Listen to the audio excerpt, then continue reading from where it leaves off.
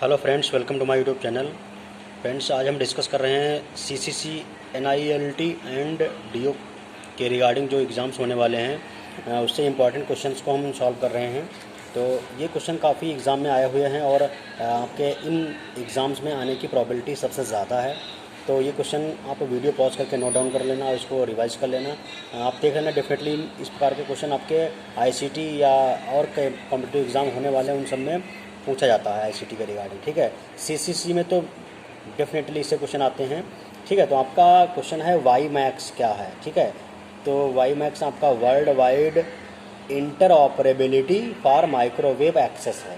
ठीक है, तो वाई मैक्स आपका world wide interoperability for microwave access है। उसके बाद गवर्नमेंट ऑफ इंडिया ने एक एप्लीकेशन लॉन्च किया था उमंग, उसका मतलब क्या है। तो ये क्वेश्चन बहुत इंपॉर्टेंट है। आपके किसी भी कॉम्पिटिटिव एग्जाम में आईसीटी से रिलेटेड क्वेश्चंस आते हैं तो ये क्वेश्चन आपके, चाहे वो आरआरबी हो, यूपीएससी हो या पीसीएस हो, उन सभी में क्वेश्चन पूछे जाते हैं। ठीक है, और ये किसी भी कॉम्पिटिटिव एग्जाम में क्वेश्चन आ सकता है, तो इसलिए हमेशा आप नोट डाउन कर लेना इनको। यह हमेशा आपके लाइफ में काम आएंगे। जब भी कोई किसी भी एग्ज़ाम में बैठोगे तो आपको ये क्वेश्चन मिलेंगे। तो उमंग का मीनिंग क्या है? Unified mobile application for new age governance. ठीक है, तो ये इसका मीनिंग है उमंग का। ठीक है, उमंग का मीनिंग क्या निकल के आया है? Unified mobile application for new age governance. ठीक है, नेक्स्ट आपका है वीओआईपी का मीनिंग क्या है। ठीक है, वीओआईपी का मीनिंग है, ये बहुत इंपॉर्टेंट प्रोटोकॉल है, आजकल 4G में यूज होता है। वीओआईपी का मीनिंग है वॉइस ओवर इंटरनेट प्रोटोकॉल। तो वीओआईपी का मतलब है वॉइस ओवर इंटरनेट प्रोटोकॉल। ठीक है, इसके अलावा दोस्तों एक बहुत इंपॉर्टेंट क्वेश्चन आपका है, पूछा गया है यूपीएससी में। ठीक है, यूपीएससी प्रीलिम में पूछा गया है। आप इस क्वेश्चन को देखिए। इस क्वेश्चन से कई सारे क्वेश्चंस जो वन लाइनिंग के बनेंगे वो आपके डिफरेंट पीसीएस और पीएसयूज और आपका केवी एनबीएस हो या कोई एसएससी, इन सभी में क्वेश्चन वन लाइनिंग के क्वेश्चन इससे बहुत बन जाते हैं। ठीक है, तो इसमें देखना बहुत सारे क्वेश्चन बन रहे हैं। आप इसको ये फिलहाल क्वेश्चन यूपीएससी का है, पूछा गया है। देखिए बहुत इंपॉर्टेंट है क्वेश्चन है। विद रेफरेंस टू कम्युनिकेशन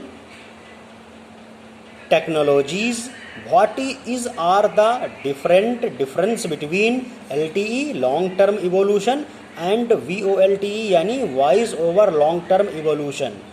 तो कम्युनिकेशन टेक्नोलॉजी के रेफरेंस में आपका एलटीई और वीओएलटीई के बीच में डिफरेंस क्या है ये पूछ रहा है। और इसमें स्टेटमेंट दे रखा है क्वेश्चन में ही, LTE is commonly marketed as 3G and VoLTE is commonly marketed as advanced 3G। ठीक है, तो ये बताया गया है कि जो LTE है वो एज ए मार्केट की गई है 3G और VoLTE जो है वो मार्केटेड की गई है एडवांस 3G। ठीक है, अब इसी में ये पहला स्टेटमेंट था, पहला स्टेटमेंट दे रखा है LTE is commonly marketed as 3G and VoLTE is commonly marketed as advanced 3G। Okay, इसी तरीके से दूसरा आपका स्टेटमेंट दे रखा है, LTE is data only technology and VoLTE is voice only technology. ठीक है, अब आपसे पूछ रहा है कि select the correct answer using the code given.